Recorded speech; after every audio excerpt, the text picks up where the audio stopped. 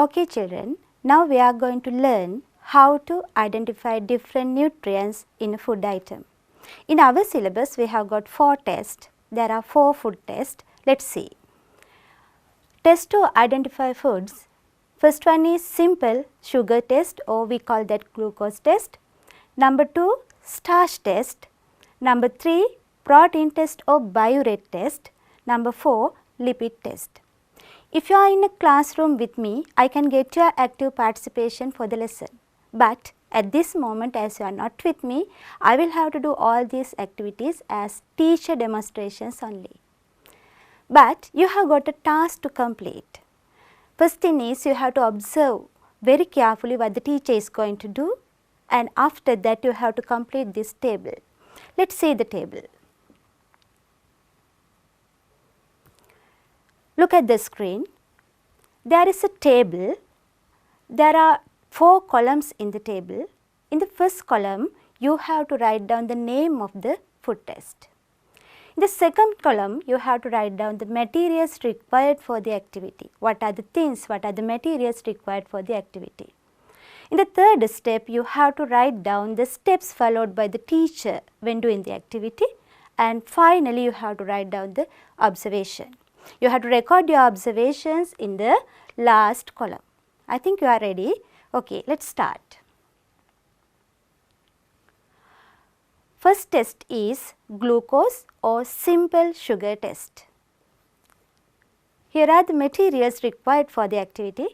We need a test tube, glucose solution, Benedict solution, water bath or a sprit lamp.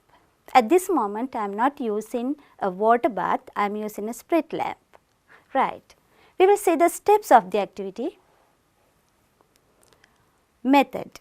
Take 2 milliliters of glucose solution to a test tube and add 2 milliliters of Benedict solution to it. So, you see the volumes of glucose solution and the Benedict solution are equal. Then heat the test tube slowly or boil it in a water bath. Right. Now, I am going to do the activity. You have to record your observations. Firstly, I am going to explain you how I prepared the glucose solution. Here is glucose powder. Glucose powder is here. Right. Then I have well dissolved glucose powder in water. Right. Now, this is a glucose solution. This is a glucose solution. Now, you see it is a colorless solution. What is the color of the solution? Yes, it is colorless. It is colorless, right? Now, what I am going to do is take in a very little amount of glucose solution into a test tube in this way. I think you can observe. Yes, right. Now, there is glucose solution. Then, in this activity, I am going to use Benedict solution, Benedict's reagent. Then you can see it. What is the color of the solution? The color of the solution is blue. What is the color of the solution? The color of the solution is blue, right? Do you know this item? Do you know this apparatus? Yes, that is a dropper. Using a dropper, I can take a little amount of Benedict solution and it is added to the test tube in this way.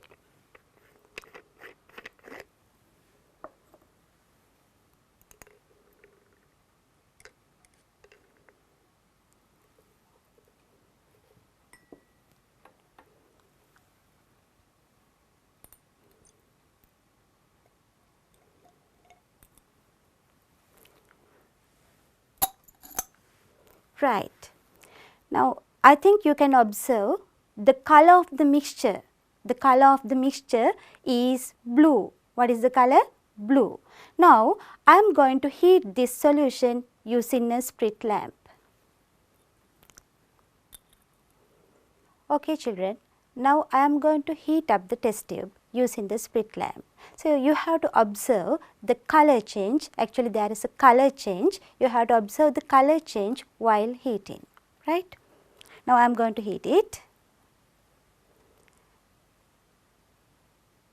I am shaking the test tube well.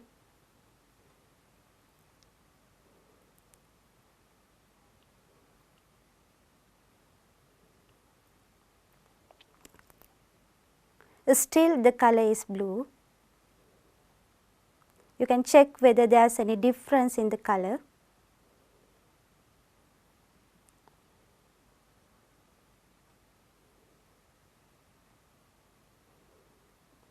I continue heating.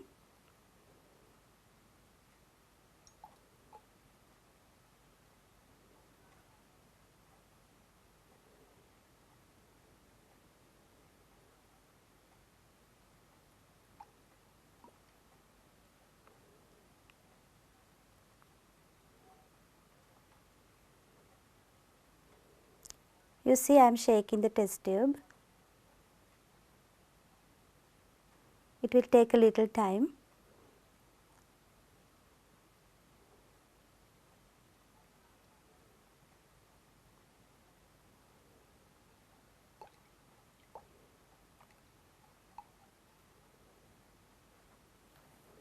Yes, you can observe the blue color is gradually turning into which color? Yes, very good.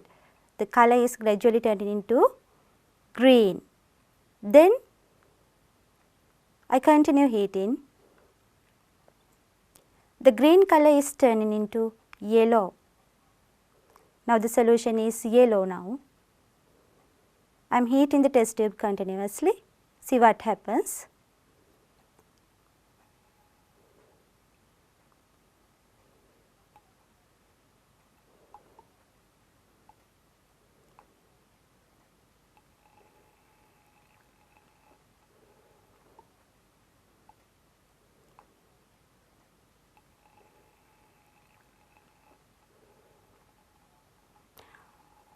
What is the color of the solution now? It is orange. The heating is done continuously.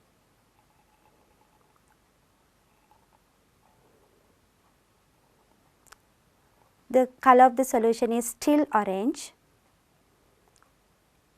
Okay children, now you can see we have got a brick red precipitation in the test tube.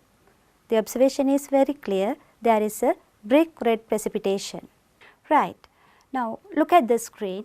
You can see the change of the color of the solution. Firstly you could see blue color, then it was converted to green, then yellow, then orange, and finally we got a brick red precipitation, right. So there is a conclusion in the activity. In each and every activity we can arrive at a conclusion. Our conclusion is glucose gives a brick red precipitation while heating with Benedict solution. What is the conclusion? Glucose gives a brick red precipitation while heating with Benedict solution. Now we have done the first activity. Now we are going to move on to the second one, that is the starch test. We want to check whether starch is present in a certain food item. Let us see. Now let us see what are the materials required for the activity. It is really simple. A piece of bread, iodine solution and a dropper. Right. You can observe this is the iodine solution, right, iodine solution. Now I am going to use another dropper to take a drop of iodine solution in this way.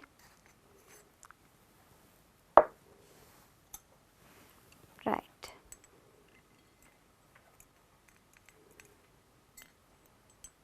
Right. I have taken a drop of iodine and it is put onto the piece of bread in this way. Yes, the observation is very clear, I think. What can you observe?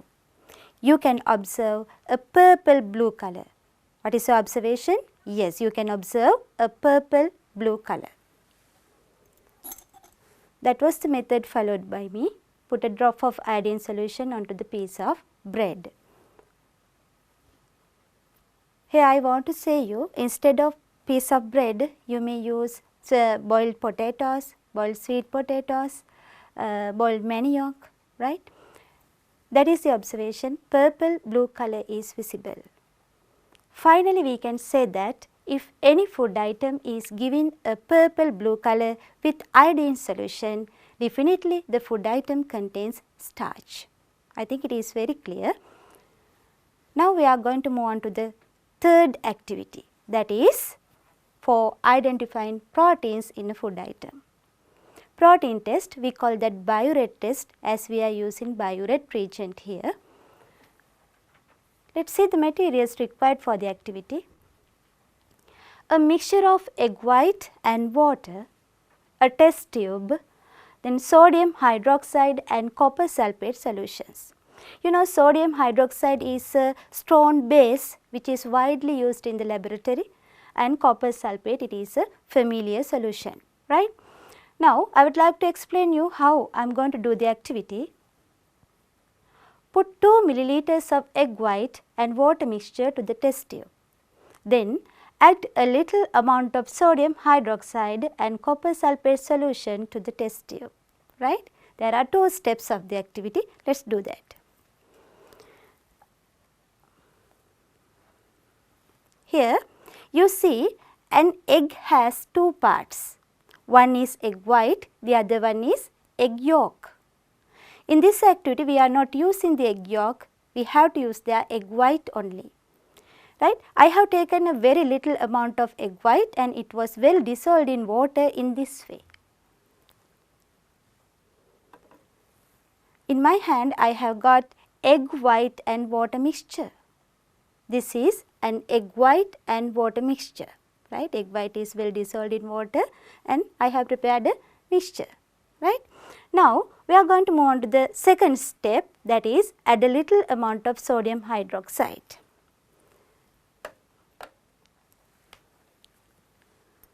Okay children, you can see this is sodium hydroxide. What is the color of the sodium hydroxide? Yes, it is colorless, no color.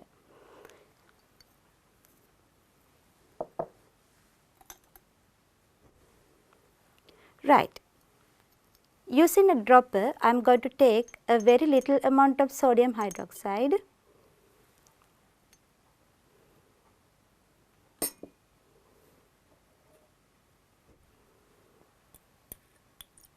And it is put into the egg white mixture in this way, right. I will keep that aside for a while.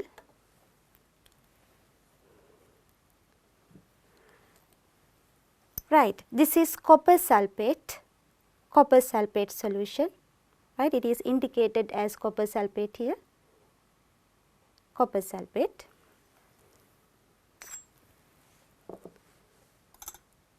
Right. Using another dropper, I am taking a little amount of copper sulphate .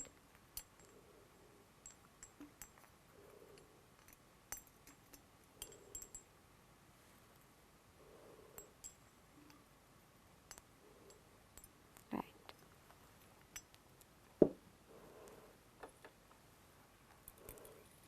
It is put into the test tube and I can shake well. You can observe a purple color is visible there. What is the color? Purple. The purple color is visible there. Then we can understand that proteins present in the egg white mixture, right. It proves that proteins present in the egg white mixture. Right.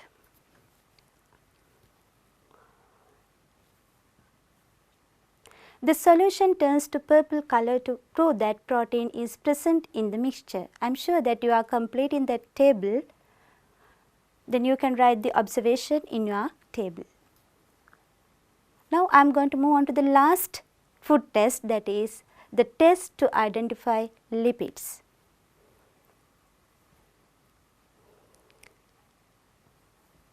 We need a food contains lipid and a white paper only, right.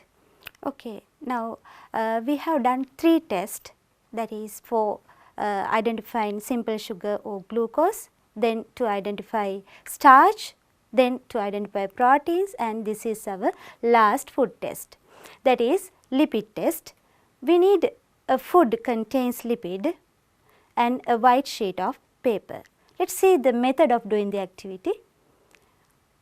Yes, rub the food item contains lipid on the piece of paper, right? That is really simple. You can do this even at home. Okay, now we are going to do the lipid test to check whether a certain food item contains lipids. You see, I have got a white sheet of paper. I have got a white sheet of paper, nothing on the paper, right?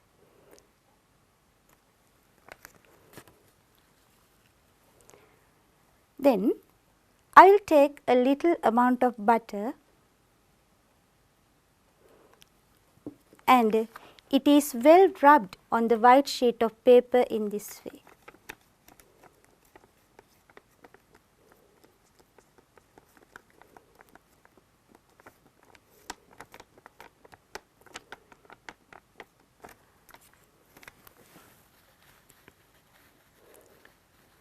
You can observe a translucent oily patch on the white sheet of paper.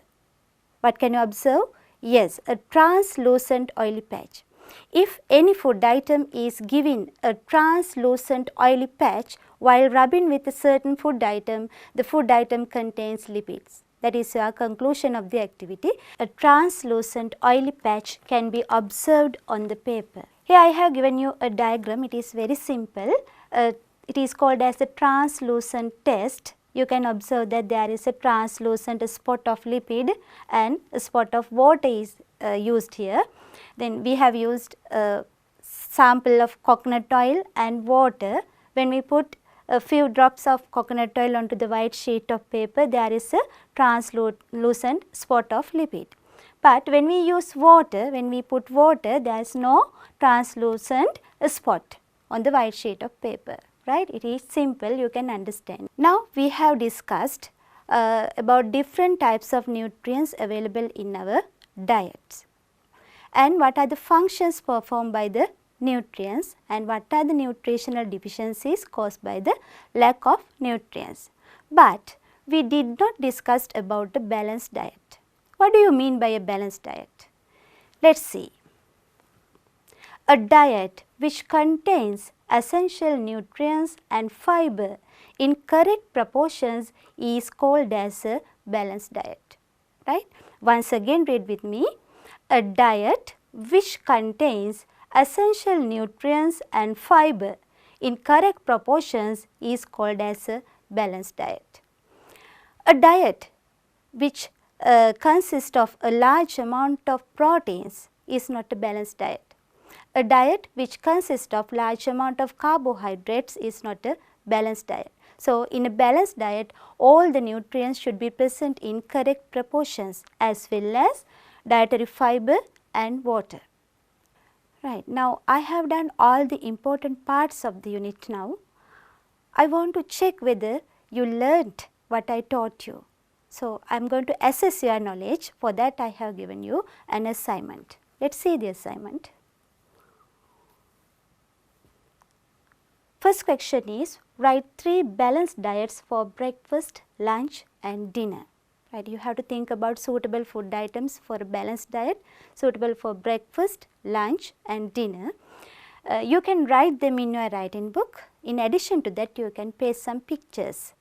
You can make a nice picture collection there.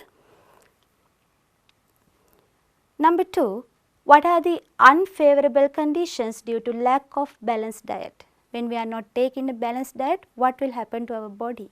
What are the problems to be faced, right? So, you have to write down the unfavorable conditions due to lack of balanced diet. My third question is, prepare a booklet on nutrient deficiency diseases. Right, I have discussed this with you. We have to face number of problems when we are not taking a balanced diet, right? One is nutrient deficiencies, right?